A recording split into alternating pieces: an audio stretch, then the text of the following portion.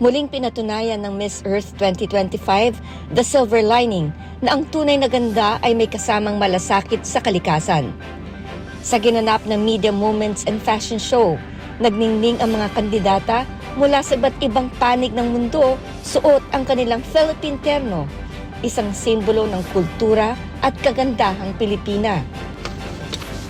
Para sa Best in Philippine terno, mula sa The Americas, si Miss USA Hailey Grace Poe. Mula sa Africa, si Miss Reunion Island, Mary Lore. Mula sa Europe, si Miss Netherlands, Sani Esme Wallstra.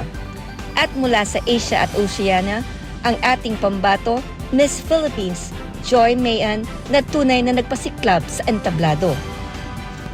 Samantala, para naman sa media favorites, gold ang nakuha ni Miss Ghana, Cherise Asherisi. Silver kay Miss Belize, Paris Cowich.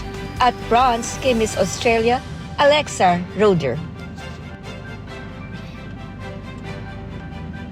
Para sa mga iba pang mga balita, mag-like, share at subscribe lamang sa Saksi Ngayon.